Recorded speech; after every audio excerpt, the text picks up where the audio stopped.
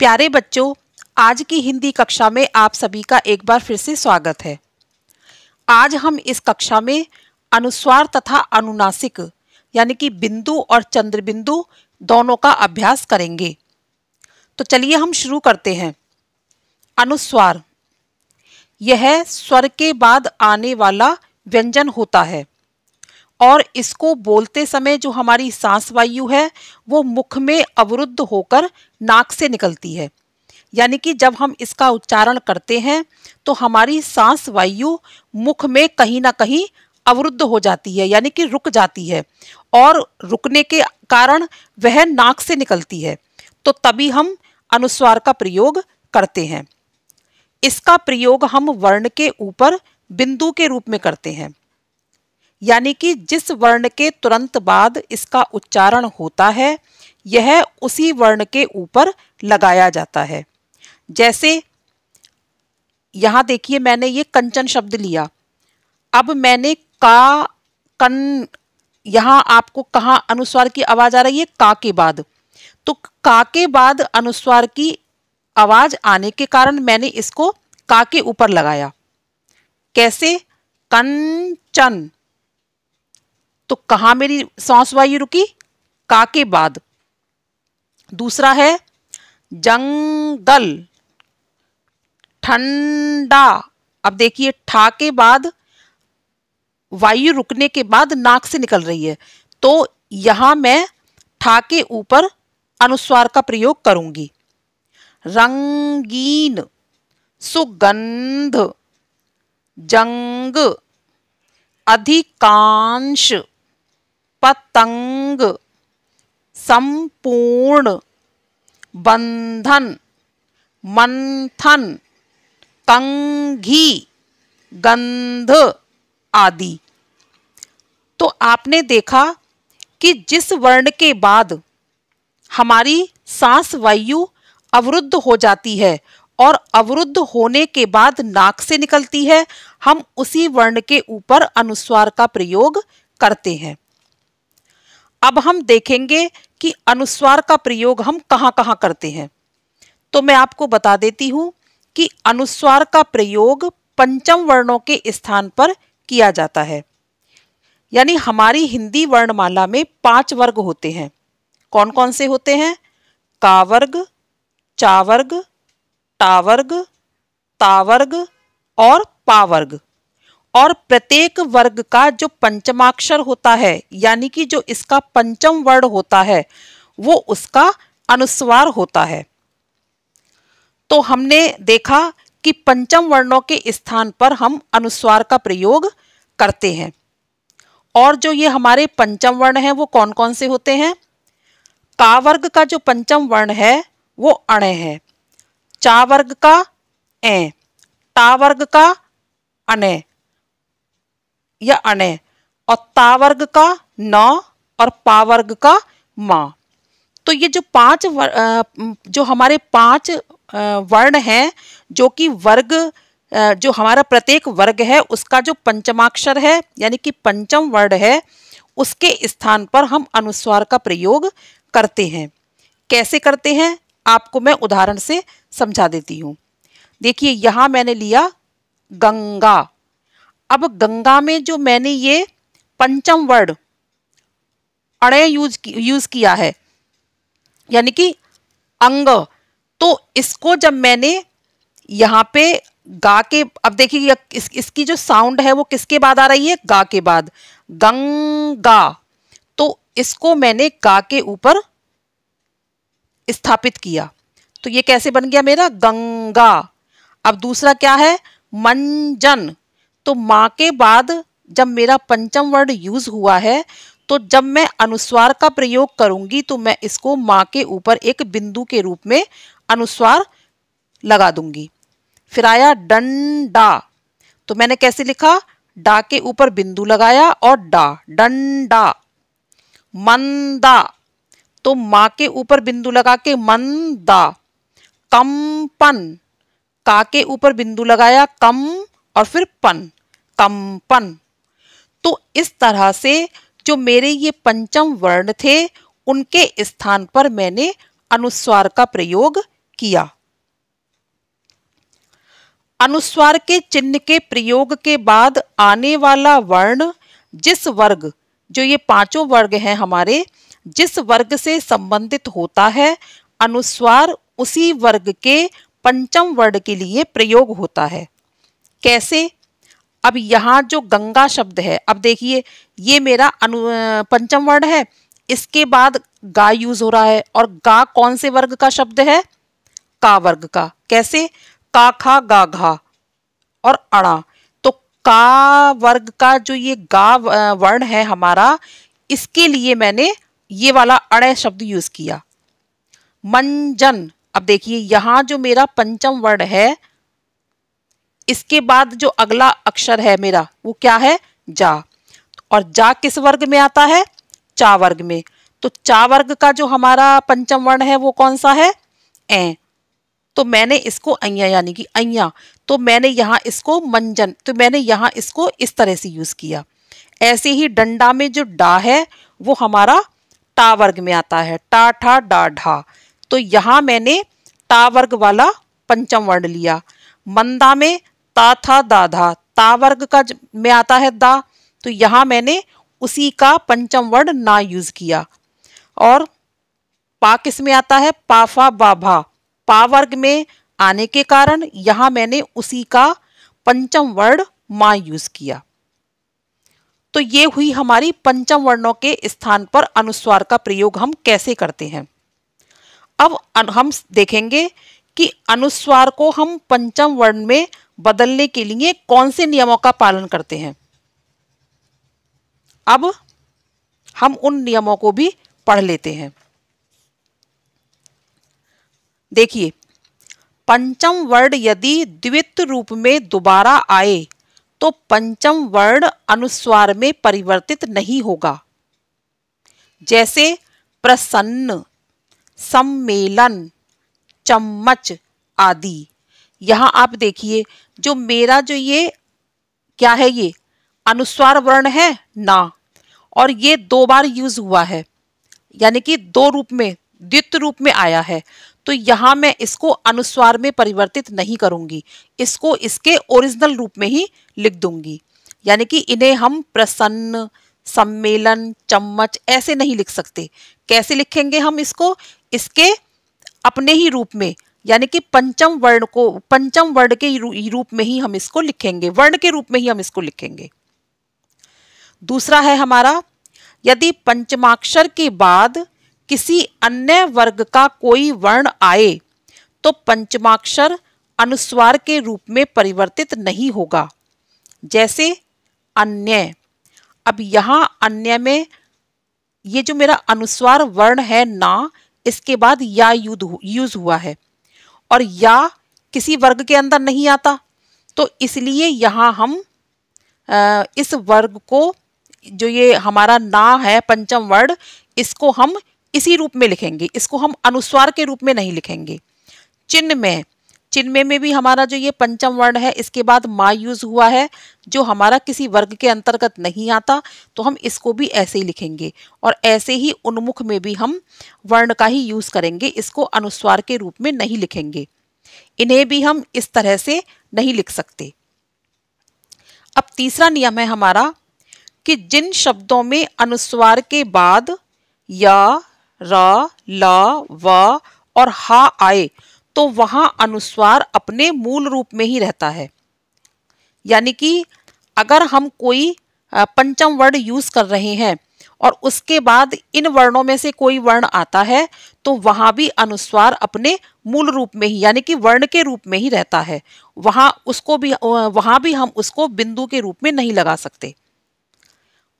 और जो हमारा लास्ट नियम है वो है, कुछ शब्दों में ऊष्म व्यंजन श, श, स और हा से पहले आने वाले अनुस्वार में बिंदु के रूप का ही प्रयोग किया जाता है। यानी कि जो हमारे ऊष्म व्यंजन है, अगर उसके पहले हम अनुस्वार यूज कर रहे हैं तो उसको हम बिंदु के रूप में ही प्रयोग करेंगे, क्योंकि जबकि ये व्यंजन किसी वर्ग में सम्मिलित नहीं होते। जैसे हमारा वर्ड है संशय। अब यहाँ हमारा जो ये हमारा अनुस्वार वर्ण है सॉरी अनुस्वार है, उसके बाद हमारा ऊष्म व्यंजन आया है, तो इसको हम बिंदु के रूप में ही लगाएंगे। हंस, अनुस्वार के बाद हम इसको कैसे लगाएंगे? इसको अनुस्वार को, अगर इसके बाद ऊष्म व्यंजन है तो अनुस्वार को हम कैसे लगाएंगे? बिंदु के रूप में। इसको हम वर्ण के रूप में यूज नहीं करेंगे। तो इन्हीं नियमों को ध्यान में रखते हुए पंचम वर्ण को हम अनुस्वार को में बदल, यानी कि अनुस्वार को हम पंचम वर्ण में बदल सकते हैं। अब आता है हमारा अनुनासिक। इनके उच्चारण में वायु मुख तथा नासिका यानी कि नाक दोनों से निकलती है और कहीं भी अवरुद्ध नहीं होती है। यानी कि जब हम अनुनासिक शब्दों का उच्चारण करते हैं तो वायु हमारी मुख और नाक दोनों से निकलती है और कहीं भी इसका रुकावट नहीं होती है, इसकी कहीं भी रुकावट नहीं होती है। जैसे गांव, अब आप देखिए गांव जब मैंने शब्द बोला तो गले से और नाक से दोनों से आवाज आई और कहीं भी नहीं रुकी। और अगले वर्ड भी हम देख लेते हैं। चांद, कुआं, आंख, बांध कर, टांग, गूंथ, आंगन, सांप, झांका, मुंह, मां, छाव, कांच आदि। तो इस तरह से जब हम अनुनासिक वर्णों का यूज करते हैं यानी कि उच्चारण करते हैं तो वायु हमारे मुख और नाक कहीं भी नहीं रुकती है, दोनों से ही निकलती है। अब हम एक नजर इस चीज पर भी डाल लेते हैं कि अनुस्वार और अनुनासिका में क्या अंतर है। देखिए, पहला अंतर है कि अनुस्वार व्यंजन है जबकि अनुनासिका एक स्वर है। दूसरा है अनुनासिका का प्रयोग केवल उन शब्दों में ही किया जा सकता है जिनके ऊपर मात्राएं न लगी हों, जैसे अ, आ, उ और ऊ। जहां हमारी ऊपर मात्रा यानी कि वर्ण के ऊपर, यानी कि वर्ण के ऊपर अगर मात्रा नहीं लगी है तो हम वहीं उसी जगह पर अनुनासिका का प्रयोग कर सकते हैं। जैसे कांच, मुंह, मूछ, फंस। कैसे? यहां हमारी आ की मात्रा लगी हुई है, ऊपर कोई मात्रा नहीं है, तो हमने आ की मात्रा के ऊपर अनुनासिका का प्रयोग किया। मुंह, नीचे ऊ की मात्रा लगी हुई है, छोटे ऊ की, तो इस पे हमने अनुनासिका का प्रयोग किया। इसी तरह से बड़े ऊ की मात्रा के ऊपर और अ की मात्रा के ऊपर। तीसरा है हमारा अनुनासिका को बदला नहीं जा सकता जबकि अनुस्वार को वर्ण में बदला जा सकता है। अनुनासिका को हम चंद्र बिंदु के रूप में ही लगाते हैं, इसको हम वर्ण में नहीं बदल सकते। जैसे हमने कांच लिखा तो हमें ये कांच अगर हम लिखेंगे तो इसके ऊपर हम चंद्र बिंदु ही लगाएंगे, इसको हम वर्ण में यूज नहीं कर सकते। जबकि अनुस्वार को हम वर्ण में यूज कर सकते हैं। जैसे डंडा, यहां मैंने अनुस्वार लगाया हुआ है लेकिन यहां मैंने वर्ण यूज करके डंडे को दूसरे शब्द से, दूसरे तरीके से भी लिखा है। जैसे गंदा, यहां मैंने अनुस्वार लगाया है लेकिन दूसरे तरीके से लिखने में मैंने जो वर्ण है ना उसका यूज किया है। तो ये भी मैंने लिखा गंदा और ये भी मैंने लिखा गंदा, दोनों एक समान है, लेकिन यहां मैंने अनुस्वार यूज किया है और यहां मैंने वर्ण, पंचम वर्ण यूज किया है। तो इस तरह से अनुनासिका को बदला नहीं जा सकता जबकि अनुस्वार को वर्ण में बदला जा सकता है। और जो हमारा चौथा अंतर है वो है ऊपर लगी मात्राओं वाले शब्दों में अनुनासिका के स्थान पर अनुस्वार यानी कि बिंदु का ही प्रयोग होता है। जैसे सौंठ, गोंद आदि। अब देखिए इस पे मेरी ओ की मात्रा लगी हुई है, तो यहां मैं जब अनुनासिका का प्रयोग करूंगी तो उसको मैं अनुस्वार के रूप में करूंगी। सौंठ, मेरी गले से भी आवाज आ रही है और नाक से भी आवाज आ रही है, तो ये मेरा क्या है? अनुनासिका है। और यहाँ ओ की मात्रा लगी हुई है, तो इसको मैं यहाँ बिंदु के रूप में प्रयोग करूंगी। जबकि अनुस्वार हर तरह की मात्राओं पर लगाया जा सकता है, जैसे गेंद, नींव, सौंदर्य आदि। यहाँ मैंने ए की मात्रा के ऊपर लगाया अनुस्वार, यहाँ ई की मात्रा के ऊपर और यहाँ औ की मात्रा के पीछे। तो इस तरह से कहने वाली बात यह है कि ऊपर लगी मात्राओं वाले शब्दों में अनुनासिका के स्थान पर अनुस्वार का ही प्रयोग होता है, जबकि अनुस्वार हर तरह की मात्राओं पर लगाया जा सकता है। अब आपको मैं एक उदाहरण से यह समझाने की कोशिश करती हूं कि देखिए, अनुस्वार और अनुनासिका में अनुस्वार और अनुनासिका को लगाने से जो हमारे एक जैसे वर्ड होते हैं उनका मीनिंग बिल्कुल चेंज हो जाता है। जैसे यहाँ मैंने लिया हंस और नीचे भी मैंने लिया हंस, यहाँ मैंने अनुस्वार लगाया तो ये बन गया हंस, एक पक्षी का नाम। और यहाँ मैंने चंद्र बिंदु लगाया यानी कि अनुनासिका का प्रयोग किया तो ये बन गई मेरी एक क्रिया, हंसने की क्रिया, हंस। तो ये एक क्रिया बन गई। अब आप देखिए, दो वर्ड लिए मैंने, हा और सा। अनुस्वार लगाया तो एक पक्षी का नाम बन गया और चंद्र बिंदु यानी कि अनुनासिका लगाया तो ये एक क्रिया बन गई, हंस और हंस। तो इस तरह से किसी भी समान शब्द पर अगर हम अनुनासिका और अनुस्वार का प्रयोग करें तो दोनों के अर्थों में भी अंतर आ जाता है। अब यहां मैंने अभ्यास के लिए कुछ शब्द लिए हैं, आइए अब हम इन पे अनुस्वार और अनुनासिका का प्रयोग करके ये देखते हैं कि इनमें हमें अंतर कैसे पहचानना है। देखिए, पहला मैंने लिया अंधकार, तो कैसे बनाना है हमें, अंधकार। तो आ के बाद देखिए मेरी जो सांस वायु है वो कहाँ रुकी, अन। तो रुकने के बाद कहाँ आवाज आई, आ के बाद यहाँ ना से मेरी वायु निकल रही है, सांस वायु। तो हम कहाँ लगाएंगे, इसका यूज कहाँ करेंगे, यहां लगाएंगे हम अनुस्वार, अंधकार।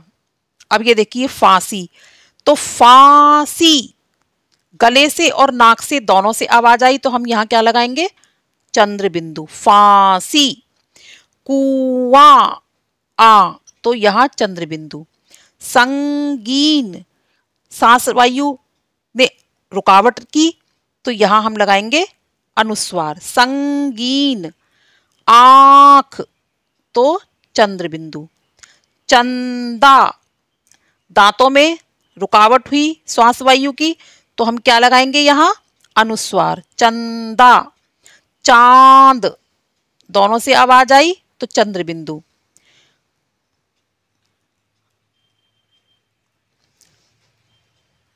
अनुसंधान, सन के बाद सांस वायु में रुकावट आई तो यहां का क्या लगाएंगे, अनुस्वार। मां, चंद्र बिंदु। प्रचंड, अनुस्वार। कांटा, चंद्र बिंदु। कांस्य, यहां भी हमारी सांस वायु ने रुकावट ली तो यहां भी हम अनुस्वार का यूज करेंगे। भांति, यहां क्या लगाएंगे, अनुनासिका। संबंध, यहां भी हम अनुस्वार का ही दोनों जगह प्रयोग करेंगे। संभावना, सम,